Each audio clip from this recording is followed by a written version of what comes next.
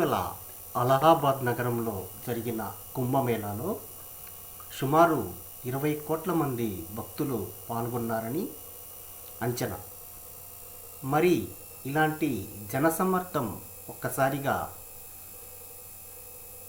జరిగిన కార్యక్రమాల్లో వాటి నిర్వహణ ఎలా జరిగిందో ఊహించుకోగలరా? వీటిని ఆర్టిఫిషియల్ ఇంటెలిజెన్స్ సహాయంతో చాలా చక్కగా ఎలాంటి ఒడిదుడుకులు లేకుండా అంత జనసమర్థాన్ని కూడా నిర్వహించగలిగారు. ఇది ఎలా సాధ్యమైందో తెలుసుకోవాలనుకుంటున్నారా?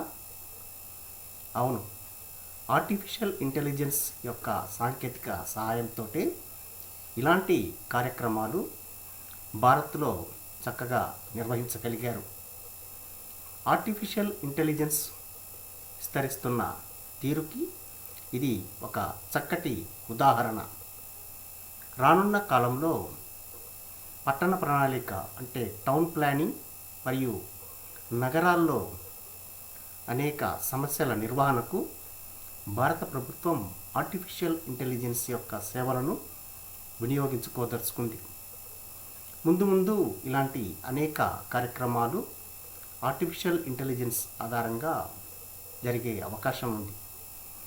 ఇలాంటి ఒక చక్కటి సమస్యలను గురించే ఆర్టిఫిషియల్ ఇంటెలిజెన్స్ వినియోగంపై ఈరోజు వీడియోలో మరింత లోతుగా తెలుసుకునే ప్రయత్నం చేద్దాం. దేశంలో ఆర్టిఫిషియల్ ఇంటెలిజెన్స్ యొక్క సెంటర్ ఆఫ్ ఎక్సలెన్స్ను ప్రారంభించేందుకు భారత కేంద్ర ప్రభుత్వం చురుకుగా పనులు ప్రారంభించింది. ఈ సెంటర్ ఆఫ్ ఎక్సలెన్స్ యొక్క వినియోగం ఎలా ఉండబోతుందో ఇప్పుడు చూద్దాం. ఈ సెంటర్ ఆఫ్ ఎక్సలెన్స్లు పారిశ్రామిక కేంద్రాలు మరియు విశ్వవిద్యాలయాలు అంటే యూనివర్సిటీస్ మరియు ఎక్స్పర్ట్స్ యొక్క కోఆర్డినేషన్స్తో ముందుకు వెళ్తాయి.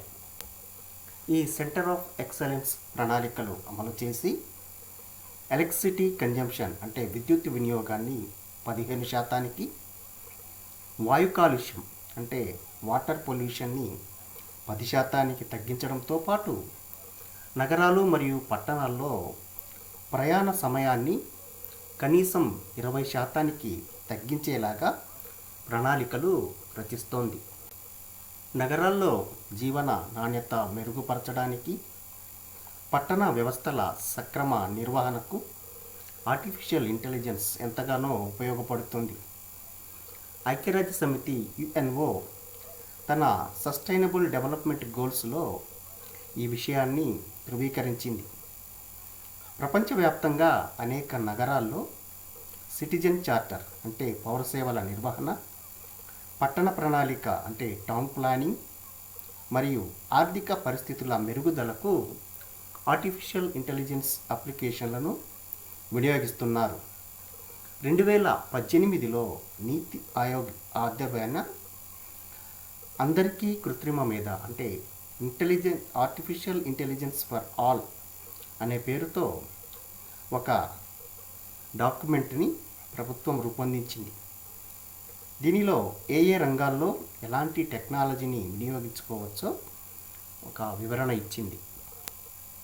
నగరాలు మరియు పట్టణాల సమగ్ర అభివృద్ధికి మరియు వాటిలో సమస్యల నివారణకు ఈ టెక్నాలజీని వినియోగించుకోవచ్చు. ప్రధానంగా పట్టణ జీవనం, ట్రాన్స్పోర్ట్, ఇంధన వినియోగం అంటే ఫ్యూయల్ కన్జంప్షన్, వ్యర్థాల నిర్వహణ అంటే వేస్ట్ మేనేజ్మెంట్, భద్రత అంటే పౌరుల యొక్క సేఫ్టీ మరియు అనేక అంశాలను ఇందులో పొందుపరిచారు.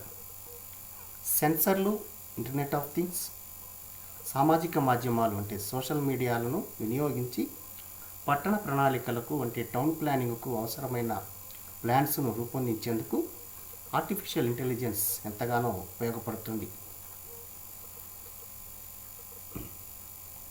విద్యుత్తును పొదుపుగా నిర్వహించుకోవడానికి మరియు గ్రిడ్లను సక్రమంగా నిర్వర్తించేదానికి ఈ ఆర్టిఫిషియల్ ఇంటెలిజెన్స్ అప్లికేషన్స్ ఎంతగానో దోహదపడతాయి. ఉదాహరణకు పూనా నగరంలో ఆరంభించిన వీధి దీపాలు అంటే స్ట్రీట్ లైట్స్ని ఈ ఆర్టిఫిషియల్ ఇంటెలిజెన్స్ ఆధారంగా నియంత్రిస్తున్నారు. నగరాల్లో ట్రాఫిక్ క్రమబద్ధీకరణకు మరియు ట్రాఫిక్ సిగ్నల్స్ను నిర్వహించడానికి, అదేవిధంగా పాదచారులు అంటే రోడ్డుపై నడిచే వారికి సరైన భద్రతను ఏర్పరిచే విధంగా సీసీ కెమెరాలకు ఎప్పటికప్పుడు అనుసంధానం ఏర్పరచడం, ఇలాంటి అనేక రకాల సదుపాయాలు ఈ ఆర్టిఫిషియల్ ఇంటెలిజెన్స్ ఆధారంగా ఏర్పరచబోతున్నారు. ఇలా ఆర్టిఫిషియల్ ఇంటెలిజెన్స్ భారత నగర ప్రణాళికలు మరియు పట్టణ ప్రణాళికల్లో అనేక కీలకమైనటువంటి పురోగతికి ఆజ్యం పోసే అవకాశం ఉంది. ఇలాంటి చక్కటి వీడియోలు ఎప్పటికప్పుడు అందించేందుకు technology trends Telugu channel like చేయండి, షేర్ చేయండి మరియు సబ్స్క్రైబ్ చేసుకోండి. ఆర్టిఫిషియల్ ఇంటెలిజెన్స్కు సంబంధించిన అనేక వీడియోలు మన ఛానల్లో అందుబాటులో ఉన్నాయి.